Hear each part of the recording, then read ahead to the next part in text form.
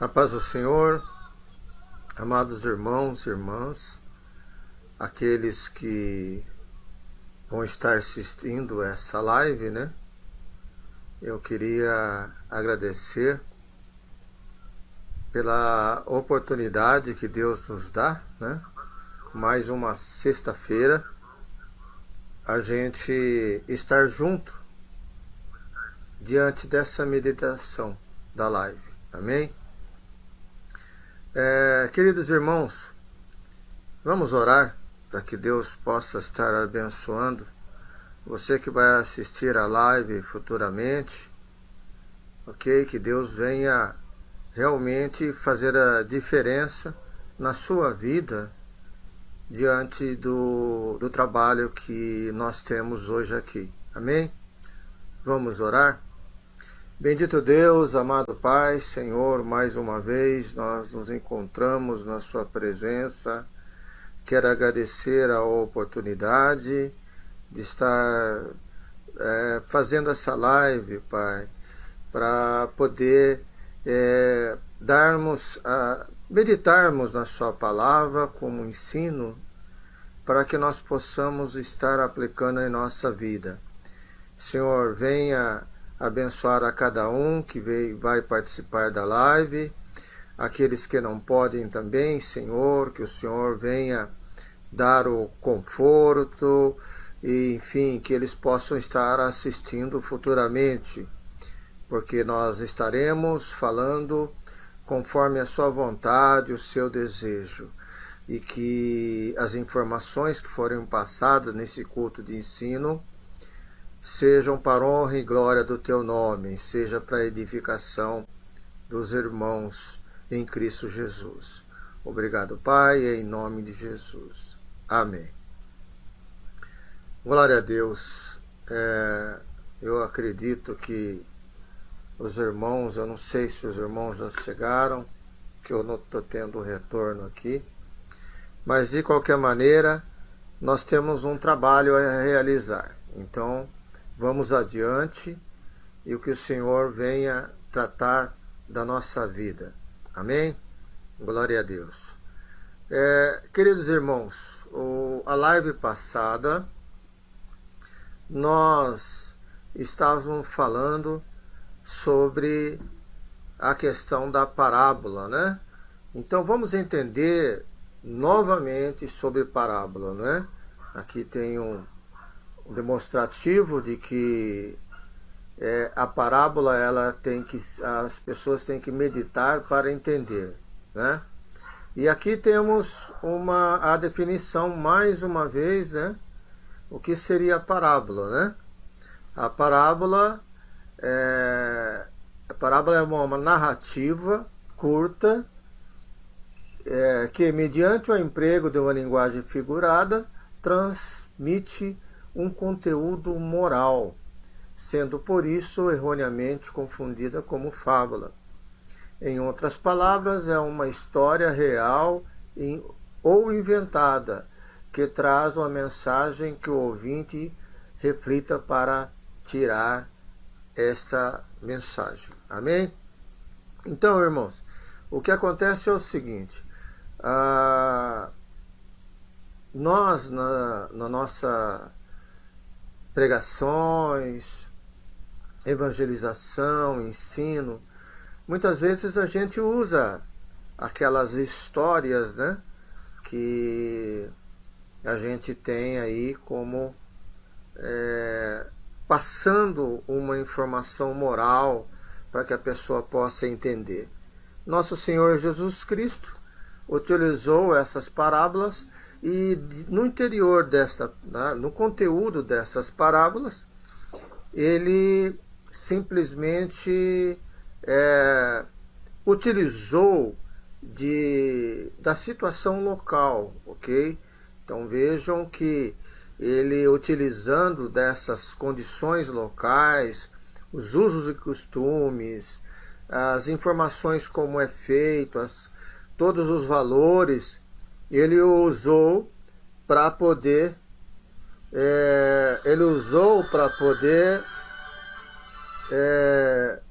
perdão, irmão. ele usou para poder as pessoas entenderem melhor a situação da época. E para nós, vamos dizer assim, para nós é interessante a gente buscar muitas vezes a nossa as coisas do nosso cotidiano, né? Então isso é importante. Então nós podemos ensinar por parábolas, ok? Então, irmãos, na questão das parábolas, eu estou fazendo um estudo, né, e pelas lives, né, de todas as parábolas que a gente possa estar entendendo sobre parábolas, né? Algumas coisas, algumas informações que a gente tem para passar para os irmãos. Já falamos sobre a ovelha perdida, né? Falamos sobre o bom samaritano, sobre a dracma também, a dracma perdida. E hoje nós vamos falar da continuidade a parábola do filho pródigo, que faltou algumas coisas para nós passarmos, e o administrador insensato. Amém? Então vamos à parábola do filho pródigo. Irmãos, a parábola do filho pródigo, ela se encontra em Lucas 15, 11 e 27. Então nós já lemos lá na nossa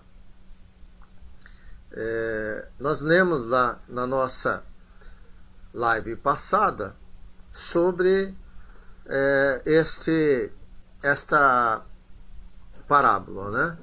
Agora, é interessante, irmãos, que quando nós olhamos essa parábola, nós vemos o pai, os dois filhos. O filho mais novo pede a herança para o pai, porque ele estava com os olhos voltados para os prazeres carnais, e depois sai para uma terra distante, e nessa terra distante ele gasta todo o dinheiro, acabando com todo o dinheiro, e vai ter que arrumar um emprego, né? E aí ele arrumou um emprego de cuidador de porcos. E aí acaba tendo um problema na região, né? De fome e tudo. E até ele tinha dificuldade, não davam para ele o que comer. Então ele considerava que aquela comida, né, que dava aos porcos, algo até atrativo. E aí de repente, vejam que ele viu que a situação que ele se encontrava naquele momento não era a situação o correta, né? Não era só a situação correta, porque ele tinha muito mais na casa dos pais, ok? Então, existia realmente esse tipo de problema, ok? Então, existia muita pobreza e tal. E ele cai em si e decide ir até a casa do pai, retornar, porque mesmo ele não sendo recebido como filho, ele poderia ser recebido como um empregado, porque os empregados lá passavam bem. E notem que aí, lembra que eu falei na relação entre as três parábolas? A parábola da ovelha perdida, a parábola da dracma perdida e do filho pródigo. Vejam que nos três casos há uma separação, há uma divisão. Ou seja, a ovelha se desgarrou. Não é aquela ovelha teimosa que muitas vezes o pastor, mas é uma ovelha que saiu, né? Já a dracma, que a mulher perde aquela dracma e vai ter algum tipo de problema, ok? Então, na dracma, uma dracma perdida. E o filho pródigo também, se for analisar assim, ele se perdeu. Ele saiu da presença do Pai. Então, vejam, irmãos, que a gente pode colocar nas três situações, nas três parábolas, sobre valores, ok? Então, veja, o pastor, ele considerava que a ovelha era um valor precioso. Já a mulher da dracma, ela também considerou que sem aquela dracma perdida, o colar dela não estaria completo. Então, aí foi uma questão de perda. Então, o primeiro, a ovelha saiu. A segunda, ela perdeu. E o terceiro, que o filho pródigo, ele quis sair. Só que ele saindo da presença do pai, se a gente for analisar como na parábola do filho pródigo, como o pai sendo o Deus, ok? Ele resolveu sair da presença de Deus. Ele quis se perder para o mundo, ok? Eu acredito que o pai respeitou o pedido do filho, ok? Respeitou o pedido do filho, passou a herança sem tão pouco, assim, seria o momento, né, dessa separação, né, dos bens, né? E com certeza falou para o filho, ó filho, pensa bem o que você está fazendo, né? Porque você vai para uma terra distante, você vai encontrar algum problema. Então, vejam, irmãos, que aqui o pai, ele como educou o filho mais velho, ele também educou o filho mais novo. Tanto é que o filho mais velho passou por essas situações, mas não pediu a sua parte da herança, ok? Não quis ficar longe do pai. Já o filho mais novo quis ficar longe do pai. Então ele se perdeu. Ele tomou a decisão de ficar longe de Deus. Então, quando estamos longe de Deus, estamos perdidos, ok? Então, agora, como parábola, vejam bem, Deus ensina a todos nós. Eu creio que Deus ensinou os dois filhos da mesma maneira. Não houve diferença. Só que o mais jovem teve outras ambições. Não ouviu perfeitamente a voz do pai, não deu exclusivamente o valor da presença do pai, ok? Ele achou que ele poderia fazer as coisas com as suas próprias atitudes, ou seja, o eu dele se tornou grande. Ele considerou a possibilidade de ele se dar bem lá fora. Tanto é que ele não tinha experimentado o que estava acontecendo lá fora. Mas ele quis assim, né? E o pai o respeitou. Deus nos acolhe da maneira que nós estamos, ok? Mas ele respeita a nossa opinião. Deus respeita, nos respeita. Então, tudo que você pede a Deus, entendeu? Deus não simplesmente deixa de ouvir. A questão de você ter ou não ter, ok? O que você quer de Deus depende exclusivamente se você é um merecedor, ok? Se está preparado para aquilo. Ou então Deus prepara você para aquilo. Ou então Deus não deixa. Por quê? O pai sabe o que é melhor para os filhos. Mas pela insistência, pelo que vejo, do filho mais novo, ele permitiu, Deus permitiu. E diante da parábola, a gente pode observar que o pai não desistiu do filho, mesmo ele estando numa condição de morto, uma condição de alguém que não está sendo cuidado pelo pai, não está debaixo das graças do pai. Ele está jogado às condições mundanas e totalmente sem proteções do pai. Essa é a grande verdade. Como Deus vai te proteger de algo se você não se achega a Deus? Você está longe. Entendeu? É mais uma lição nessa parábola. Você ficou longe. Você saiu. Muitas vezes a gente, diante da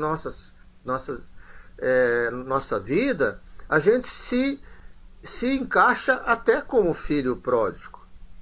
Quantos e quantos de nós pensamos em não ir mais à igreja, ou tivemos algum problema, nos afastamos e voltamos aos braços do Senhor? Quantos de nós, por causa de ventos, de problemas que acontecem, você deixa de ter comunhão com a igreja? Quantos de nós?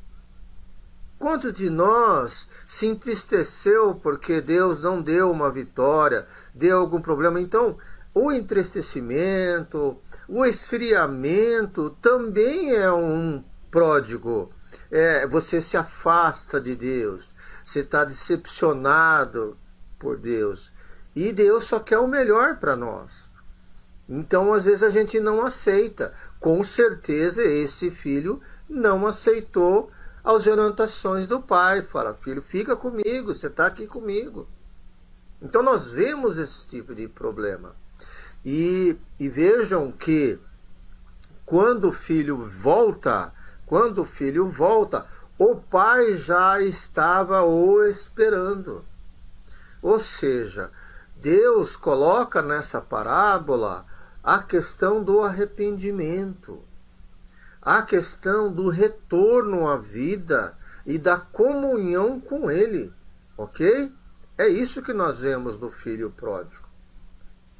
Então, Deus, Ele não está olhando o pecado que aconteceu ou a consequência, porque pode ter muita consequência em relação ao pecado, ok? Ele não está olhando para o pecado, ele estava olhando para o filho que retorna. Ele está olhando pela restauração do filho, porque quando o filho vem, o filho diz para o pai, eu não sou digno, eu pequei, eu errei. Então é uma confissão, é uma conversão, é uma situação de arrependimento. Eu entendi o que é ficar longe de Deus, longe do Senhor. E quando ele achou que ele ia ser tratado como um empregado, de uma condição diferente de filho, ele se surpreende. Pelo que a gente entende, ele se surpreende e é recebido pelo pai. E ele é recebido pelo pai com todas as honras de um filho. Mas aí, veja bem, tanto é que o outro filho, vendo a situação, veja bem, é outra observação que a gente tem que entender dentro dessa parábola. O filho não estava com o pai? Estava com o pai. O pai não se compadeceu, não se entristeceu com a saída do filho mais novo? Sim. E o irmão? O irmão viu isso? Não. O irmão ali é outra lição que a gente toma. O irmão não viu que o filho, o mais novo, estava longe do pai como um morto. Ok? Ele falou, bom, eu estou aqui, está tudo bem. Mas não é assim, irmãos. Se o seu irmão ficar longe de você, você precisa cuidar dele, tratar dele. Ok? Porque ele é precioso. E nesse caso da parábola, o irmão mais velho não pensou dessa maneira. Se indignou até. Tá? Então, veja, só foi mesmo quando o pai falou não, o reconhecimento. Mas pai, eu estou tanto tempo com você e o Senhor não me fornece um novilho para mim ficar com meus amigos. E aí ele fala para o filho, filho, o que é meu é seu. Era só você falar comigo. Não precisava você fazer essa comparação. Aí, não, eu estou fazendo. O pai está comemorando a volta do filho. Mas o outro filho, se quisesse ter uma comemoração, teria. Era só ter comunhão. Então não adianta você olhar para o seu irmão, entendeu? Se você não está na perfeita comunhão com Deus. Então você tem que ter uma perfeita comunhão com Deus para entender que o seu irmão morreu, estava morto e voltou à vida. Então, a primeira reação do irmão, que realmente se estivesse na presença, no entendimento que o pai está dizendo, ele reconhecia, é verdade, pai. Ele voltou, vamos se alegrar. Ele estava morto e ele viveu. Mas não foi isso que ele fez. Entendeu, irmãos? Então essa parábola, para quem prega, para quem vai estudar melhor a parábola, nós temos que entender um contexto global. Amém? Glória a Deus, né? Então é importante, irmãos, que a gente, quando a gente fala sobre a parábola, né? A gente tenha que observar esses detalhes aí. Amém? Agora vamos à parábola do administrador infiel.